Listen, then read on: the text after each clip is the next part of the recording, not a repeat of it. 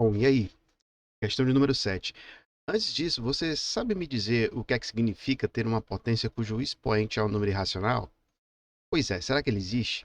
Na verdade, ele existe, né? Só que é complexo para se calcular, porque por ser um número irracional, ou seja, por ele ser formado por uma dízima infinita não periódica, a gente não sabe exatamente quanto isso vai resultar. A gente vai simplesmente poder dizer que aquilo ali vai ser uma aproximação, né?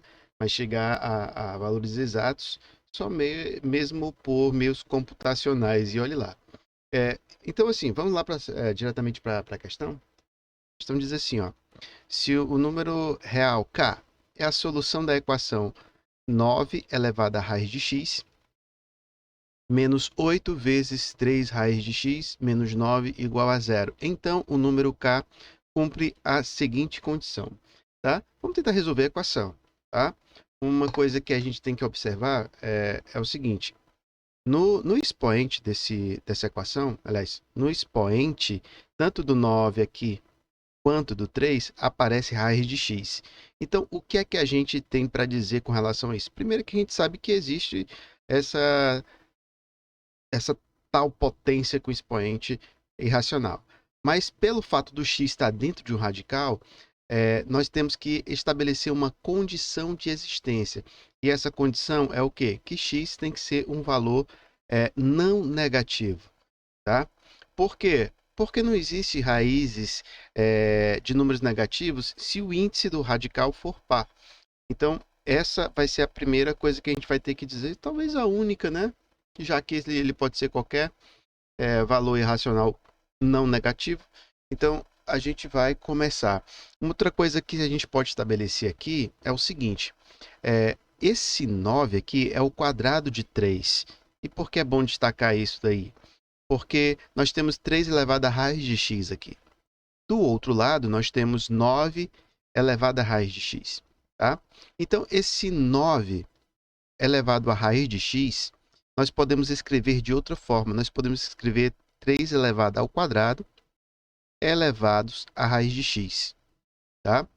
Usando propriedades aqui ó, das potenciações, nós podemos reescrever essa potência da seguinte forma.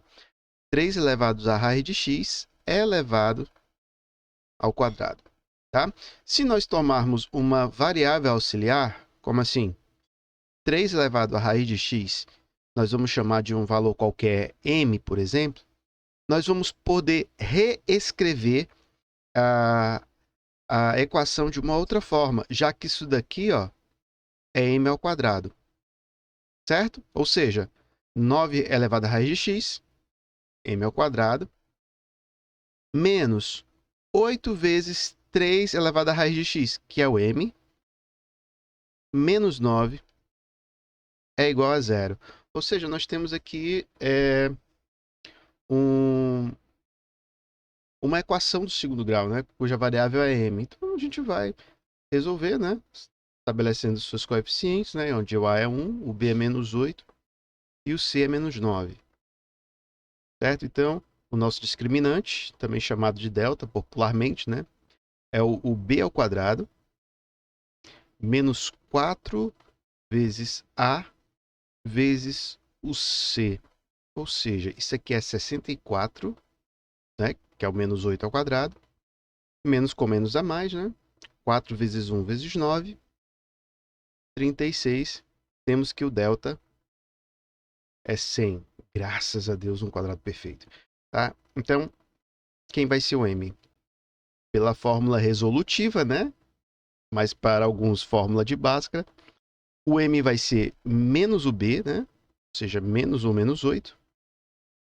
Mais ou menos a raiz quadrada desse delta, raiz quadrada de 100, dividido por 2 vezes o valor do a. Ou seja, 2 vezes 1. Ou seja, o nosso m vai ser menos com menos dá mais, né? Nós temos 8.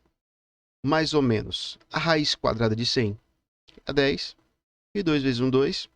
Ou seja, nós temos duas soluções aqui reais para m, que é 8 mais 10 é 18, que dividido por 2, 9.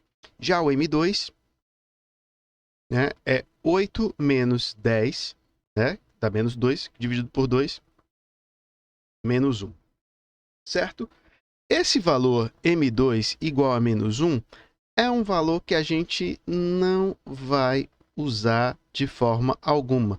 Porque, veja bem, 3 elevado à raiz quadrada de x é igual a m. Se o m fosse um valor negativo, melhor dizendo, né? Será que eu vou encontrar um valor de 3 elevado à raiz de x, cujo resultado vai ser igual a menos 1? Tá? Isso é algo impossível. Então, nós vamos desconsiderar esse valor negativo e vamos ficar apenas com 3 elevado a x é igual a 9. Lembrando que 9 é 3 ao quadrado.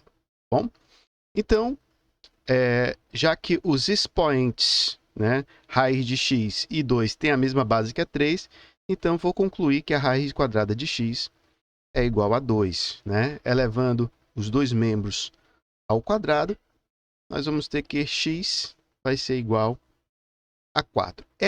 Esse é o valor real para x. Bom, e onde é que ele se encaixa em nenhum desses 4 intervalos, né?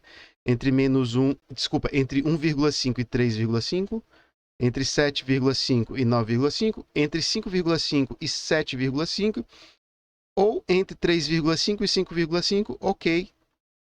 A alternativa correta é o item B, tá?